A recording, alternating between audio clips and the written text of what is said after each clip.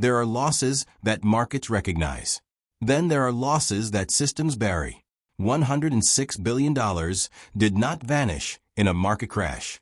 It did not default in a courtroom. It did not dissolve in a public restructuring. It simply stopped functioning. And when a head of state refers to that paralysis as theft, the language is not emotional. It is diagnostic.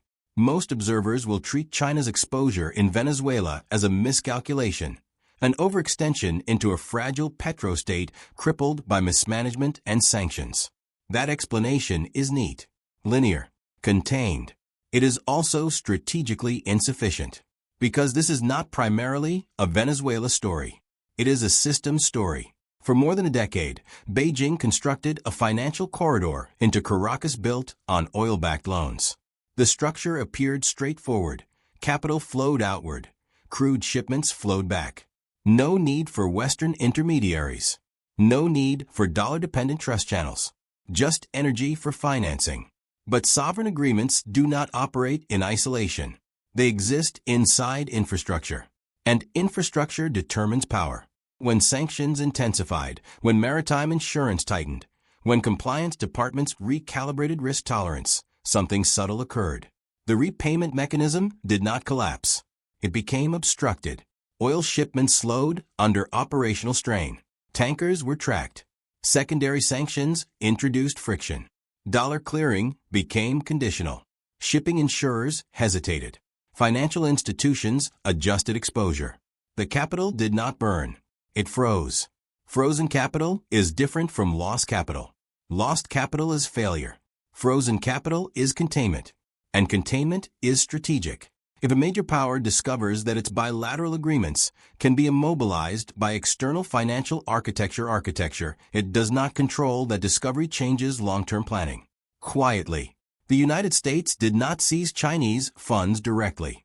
There was no confiscation ceremony, no asset auction. Instead, leverage operated through system dominance. Settlement networks, correspondent banks, clearinghouses, insurance markets, regulatory reach. This is what modern power looks like.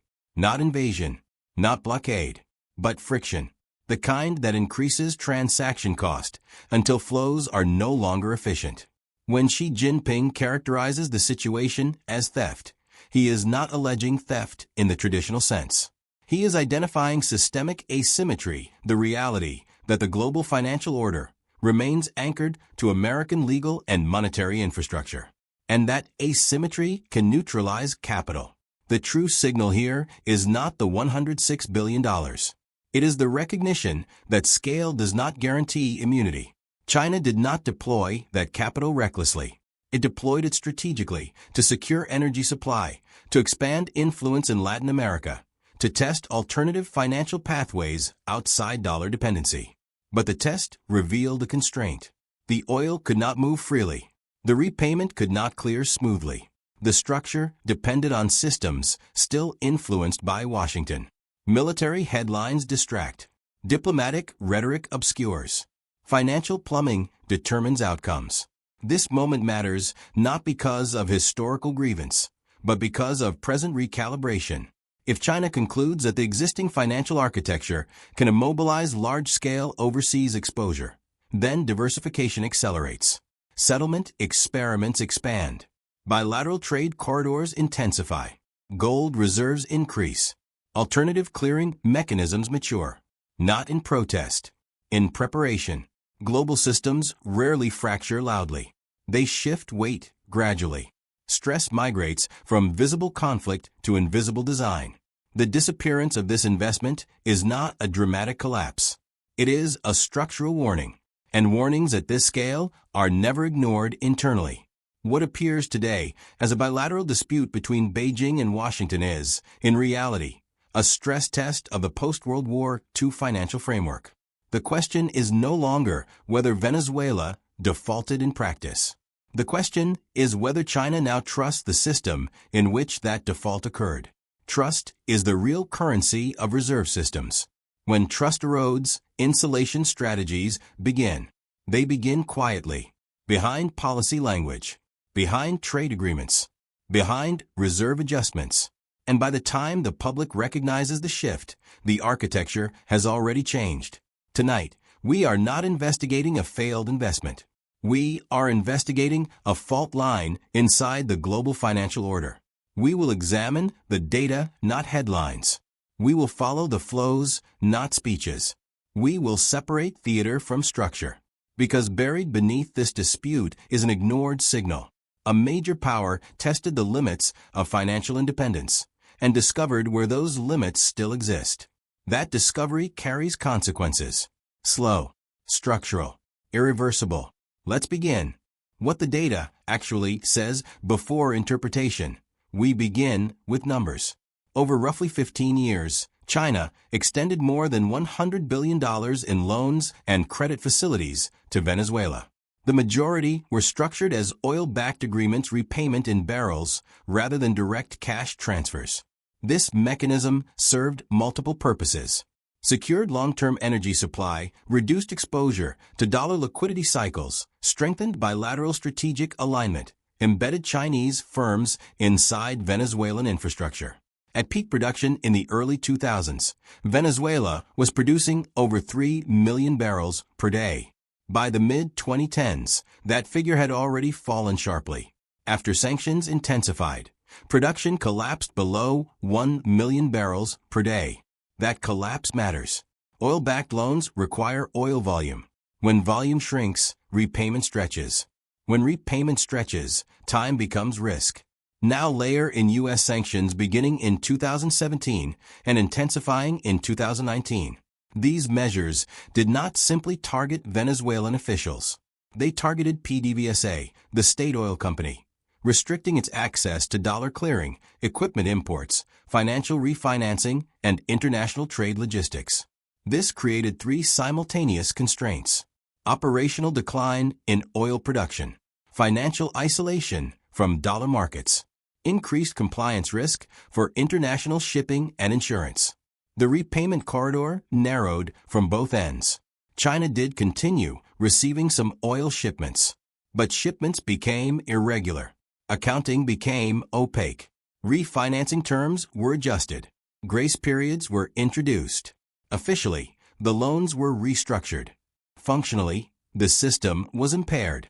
This is the key distinction. Impairment does not appear as default in headlines. It appears as delay, renegotiation, opacity, and strategic silence. When oil shipments cannot move freely through insured maritime channels, when payments cannot clear easily through correspondent banks, when secondary sanctions introduce reputational risk, capital becomes trapped in geopolitical gravity. The data does not show dramatic collapse. It shows friction, and friction sustained over years becomes structural erosion. Why this behavior is abnormal: emerging market defaults are not rare. Commodity-backed loans are not rare. Sanctions are not rare. What is abnormal is the scale of exposure combined with the scale of impairment. Major powers do not usually allow $100+ billion in strategic financing to become immobilized without structural response. The abnormality lies in three areas. Duration of impairment. This has not been a short-term disruption. It has extended across multiple years, multiple sanction cycles, and multiple diplomatic environments. Normal commercial disputes resolve through restructuring, arbitration, or collateral seizure. Here, enforcement mechanisms were limited. Why? Because the collateral was oil production capacity inside a sanctioned sovereign state. And seizing oil assets physically would escalate beyond finance. Thus, the capital sat in a constrained corridor. Systemic exposure to U.S.-controlled infrastructure, even though the loans were bilateral. Repayment relied on global shipping insurance markets, maritime tracking systems, compliance clearing, and refinery integration, much of which intersects with U.S.-regulated financial infrastructure. This is critical. It demonstrates that even non-dollar bilateral agreements can become vulnerable if the broader logistics chain touches dollar-governed systems. That vulnerability is not theoretical. It was operational. Strategic silence. There has been no dramatic diplomatic rupture between China and the United States over Venezuela. No sanctions war specific to this debt. No public escalation. That silence is abnormal for a dispute of this scale. Silence at this level suggests recalibration rather than protest. And recalibration implies long-term structural planning. Strategic interpretation, we now move from data to intent. What does this signal from Beijing's perspective? First, exposure mapping. China now has a live case study of how sanctions architecture interacts with its overseas lending model. Second, financial containment risk. The United States demonstrated that it does not need to seize Chinese assets directly to neutralize their utility. It only needs to regulate the infrastructure through which repayment flows. This is power through plumbing. Third, precedent awareness. If this model can constrain Venezuelan repayment, it could constrain other high-risk sovereign exposures where production, shipping, or refinancing require interaction with Western systems. That realization changes capital allocation logic. Not publicly, internally. China's Belt and Road Initiative spans dozens of jurisdictions. Many involve commodity collateral. Many involve emerging market sovereigns with governance fragility. The Venezuelan case becomes a simulation, a stress test, and stress tests produce redesign. This does not mean confrontation is imminent. It means insulation accelerates. We have already observed increased bilateral settlement in yuan, expansion of cross-border interbank payment systems, gold reserve accumulation, currency swap agreements across emerging markets. None of these actions were triggered solely by Venezuela. But Venezuela reinforces the thesis. Dependence on Western clearing channels introduces strategic vulnerability. When she calls the situation theft, the word serves domestic framing. But internally, the concern is systemic asymmetry. Asymmetry invites correction. Who is absorbing the pressure in global finance does not disappear. It transfers. Who absorbs the cost of this immobilized capital? Venezuela, its oil infrastructure deteriorated. Underinvestment compounded sanctions. Revenue declined. Domestic inflation accelerated. Its production capacity became hostage to geopolitics. Chinese state banks' exposure does not vanish from ledgers. It is rolled, extended, absorbed into long-term balance sheet structures. Losses at this scale are manageable for China's state banking apparatus, but not irrelevant. They represent opportunity cost. Capital that could have been deployed elsewhere is locked in suspended animation. Global energy markets, Venezuelan oil removed from efficient global supply chains tightened broader energy flows.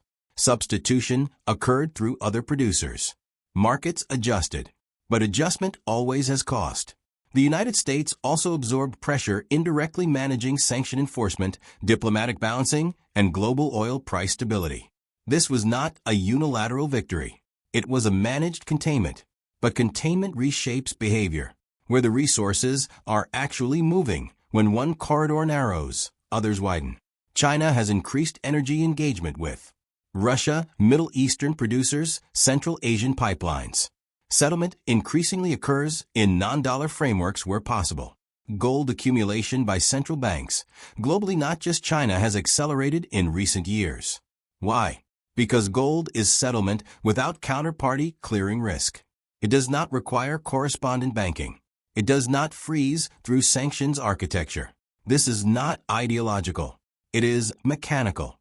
Similarly, digital currency experiments, including central bank digital currencies, aim to reduce friction in cross-border settlement independent of Western oversight. Venezuela did not cause these shifts, but it validated their urgency. Meanwhile, U.S. energy exports expanded during parts of this period, offsetting global supply gaps. The dollar remained dominant in oil pricing. So while China's exposure was constrained, the dollar system retained gravitational pull. The capital did not evaporate globally. It relocated into corridors with greater structural protection. Why this weakens one side and strengthens the other? This is not a simple zero-sum equation. The United States demonstrated enforcement power. That reinforces short-term dollar dominance. But enforcement at scale also incentivizes diversification by rivals. Each sanction event teaches the sanctioned and the observing how the system operates. Over time, Repeated use of infrastructure leverage can accelerate alternative infrastructure development. China's lesson from Venezuela is not revenge. It is resilience. Resilience takes form through redundant payment systems, strategic commodity, stockpiling, direct energy partnerships, reserve diversification. These do not dismantle the dollar overnight. They build parallel scaffolding slowly. The United States, meanwhile, maintains overwhelming structural advantages. Deep capital markets, legal transparency, reserve currency trust, military-backed trade routes. But structural advantage must be maintained carefully. Overuse of leverage can gradually erode neutral trust in the system. Trust is invisible until questioned. The Venezuelan case planted questions, quiet ones. The true weakness is not financial loss. It is strategic exposure awareness. China now has proof that scale alone does not insulate overseas capital from systemic constraint. And the United States now has proof that its financial architecture can immobilize rival capital without direct confrontation. Both sides learned. And when great powers learn simultaneously, the system shifts. Not through announcement, through design. The disappearance of $106 billion is not an accounting error. It is a case study in modern power projection through financial architecture. No missiles launched. No declarations issued. Just capital slowed, redirected, constrained. History rarely marks the moment when trust begins to thin. It recognizes it later, when parallel systems are already operational. The next phase will not announce itself loudly. It will appear as incremental adjustments. More bilateral trade in local currencies. More gold on central bank balance sheets. More settlement experiments outside traditional clearing networks. More commodity agreements structured for insulation. Not because of ideology, because of friction. And friction, once measured, is rarely ignored. There are moments in history when systems appear stable not because they are strong, but because the stress has not yet reached the surface. This is one of those moments. The disappearance of China's $106 billion exposure in Venezuela will not be remembered for its accounting loss. It will be remembered as a calibration point, a moment when a major power measured the limits of its financial reach and discovered the invisible boundaries of the existing order. What makes this moment fundamentally different from past cycles is not the presence of sanctions. Sanctions have existed for decades. It is not sovereign default. Defaults are routine in emerging markets. It is not geopolitical rivalry. Rivalry is constant. What is different is the realization that financial infrastructure itself has become a strategic theater and that it can immobilize capital at scale without visible confrontation. That realization alters behavior. Quietly. In past cycles, crises were loud. The Asian financial crisis detonated currencies. The global financial crisis froze credit markets. The Eurozone crisis fractured sovereign bonds. Those were visible failures. This shift is architectural. It operates beneath price volatility, beneath summit statements, beneath media framing. A system does not fail when money disappears. It begins to fail when trust in its neutrality erodes. Trust is the silent load-bearing beam of global finance.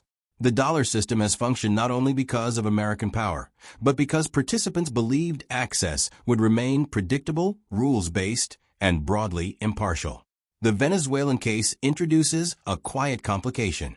If access to settlement, shipping insurance, clearing, and refinancing can be structurally constrained based on geopolitical alignment, then participation becomes conditional.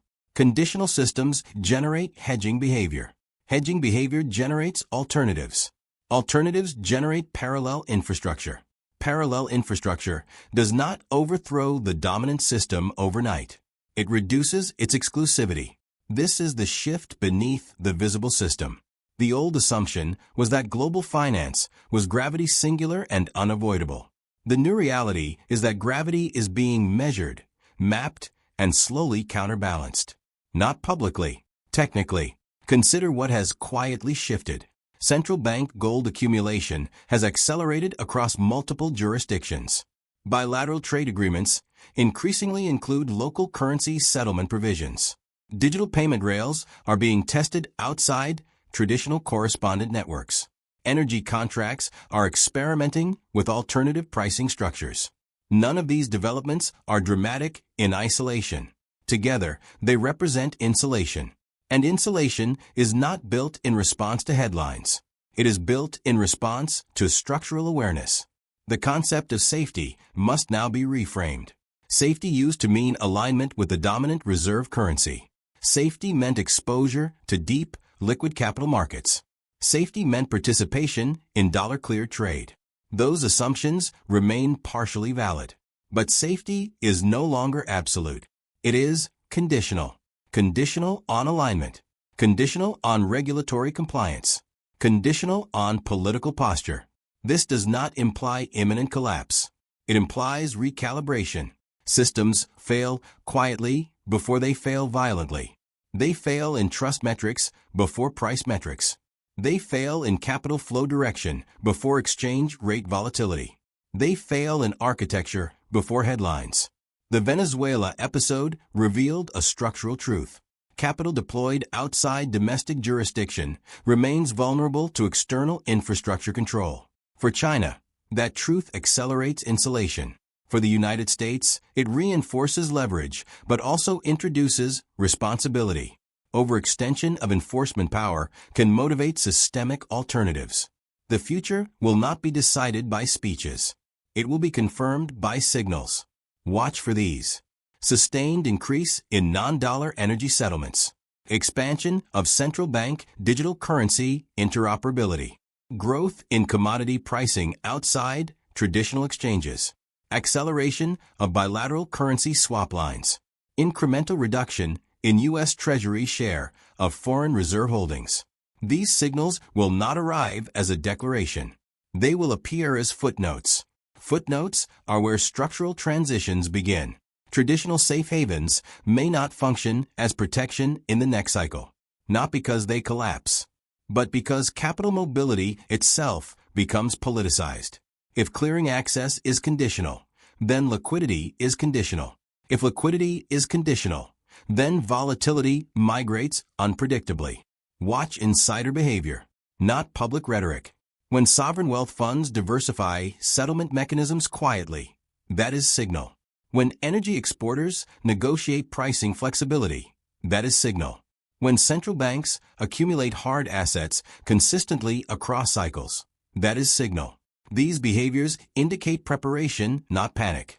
Preparation for a world where financial gravity is distributed rather than singular. Current stability is real, but it is conditional. Oil still trades predominantly in dollars.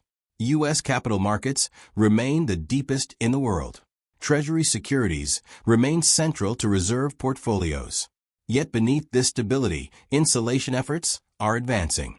The disappearance of $106 billion did not destabilize the global system. It exposed a vulnerability inside a rising power's external strategy. And exposure alters design. Design alterations compound. Over time, compounded design shifts reshape systems more effectively than confrontation ever could.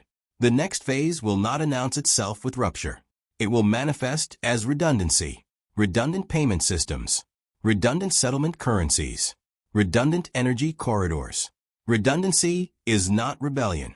It is risk management at geopolitical scale.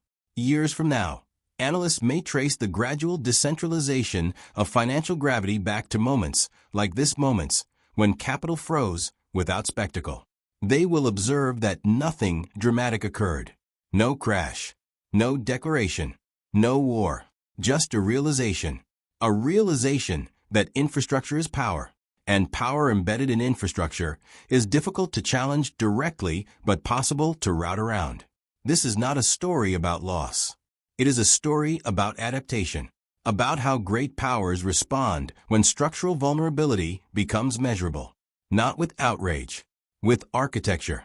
The system today still stands, but beneath it, new beams are being welded. Quietly, unspoken, behind the scenes. The ignored signal was never the money. It was the lesson. And lessons at this level are never temporary. They become doctrine. And doctrine reshapes the world without asking permission. This was not a headline. It was a shift in gravity. And gravity does not reverse. It only redistributes.